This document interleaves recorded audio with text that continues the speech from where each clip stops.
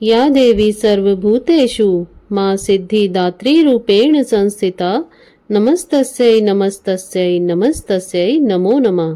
जय माता दी। जय श्री राधे राधे। दोस्तों, आप सभी का आपके अपने YouTube चैनल अध्यात्म भक्ति में बहुत बहुत स्वागत है। आइए आज आप सब सुनेंगे माता सिद्धिदात्री की कथा। माता सिद्धिदात्री का पूजन नवरात्रि में अंतिम दिन किया जाता है। माता सिद्धिदात्री अपने भक्तों को सभी प्रकार की सिद्धियों को प्रदान करने वाली हैं।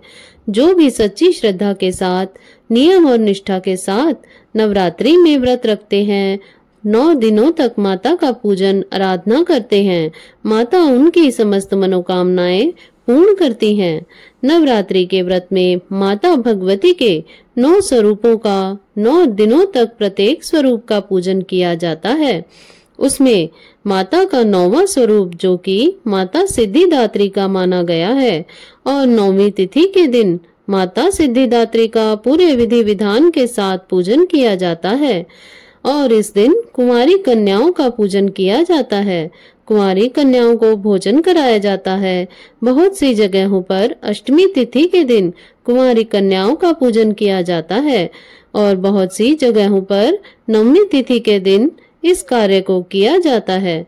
9वीं तिथि के दिन यह अंतिम दिन माना जाता है।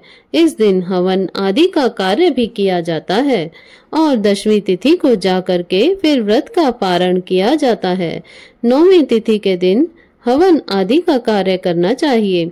इस दिन माता सिद्धिदात्री का पूरे विधि विधान के साथ पूजन करना चाहिए।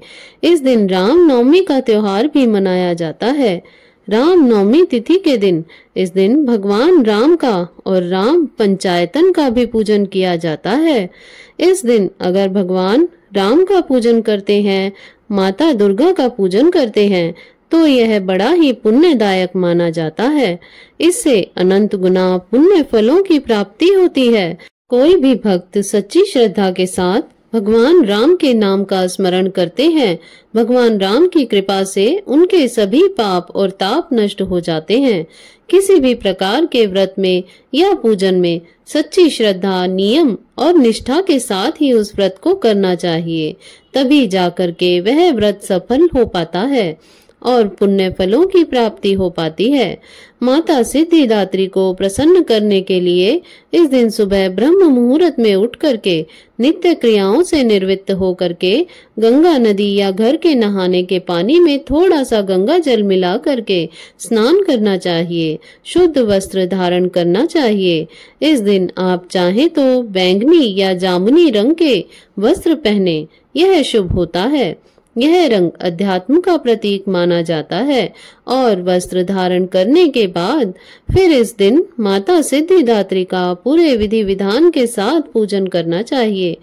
माता सिद्धिदात्री अपने भक्तों की सभी मनोकामनाओं को पूर्ण करने वाली हैं। इनकी कृपा से यश, बल और धन की प्राप्ति होती है। शास्त्रों में माता सिद्धिदात्री को सिद्धि और मोक्ष की देवी माना जाता है। माता सिद्धिदात्री के पास अणिमा, महिमा, प्राप्ति, प्राकम्य, गरिमा, लघिमा, इशित्व और वशित्व, यह 8 सिद्धियां हैं जो कि माता अपने भक्तों के ऊपर प्रसन्न होकर उन्हें सभी प्रकार की सिद्धियों को प्रदान करती हैं।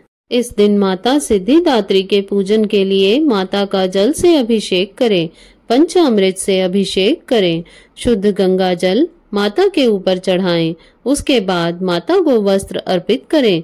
समस्त श्रृंगार की वस्तुएं, आभूषण आदि अर्पित करें।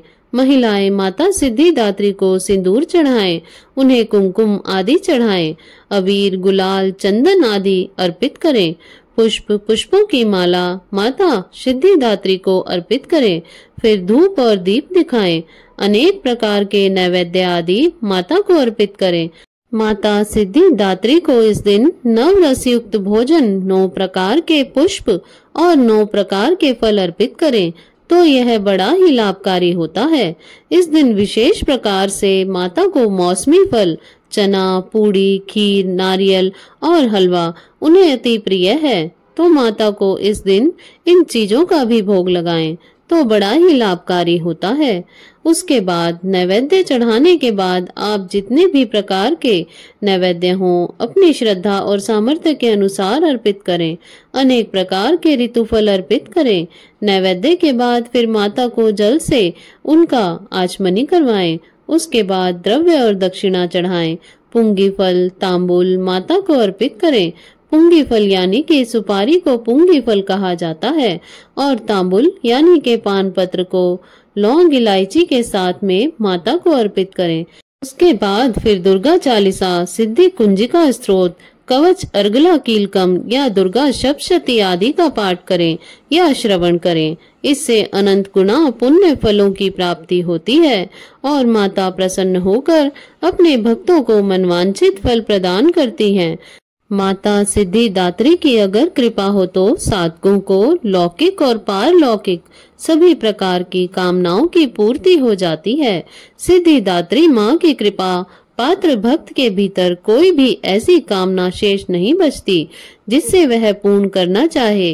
वह सभी सांसारिक इच्छाओं को, आवश्यकताओं को और अस्पृहाओं से ऊपर उठकर मानसिक रूप से माता भगवती के दिव्य लोकों में विचरण करता हुआ उनकी कृपा से विषय भोग शून्य हो जाता है।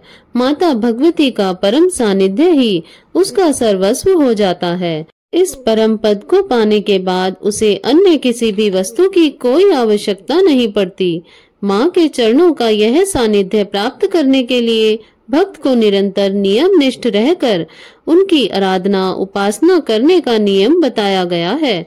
ऐसा माना जाता है कि माता भगवती का स्मरण ध्यान पूजन हमें इस संसार की असारता का बोध कराते हुए वास्तविक परम शांति में अमृत पद की ओर ले जाता है। और जो कोई भी इतना कठिन तप ना कर सके तो अपनी शक्ति और सामर्थ्य के अनुसार जप तप पूजा अर्चना करके माँ की कृपा का पात्र बन सकता है। माँ की आराधना करने के लिए माता के इन मंत्रों का जप करना चाहिए। या देवी सर्वभूतेषु माँ सिद्धि दात्री रूपेण संस्थिता नमस्तस्यै नमस्तस्यै नमस्तस्यै नमो नमः। इन मंत्रों का जाप करने से माता रानी अति प्रसन्न होती हैं। किसी भी प्रकार के व्रत में या पूजन में नियम और निष्ठा का पालन करना चाहिए।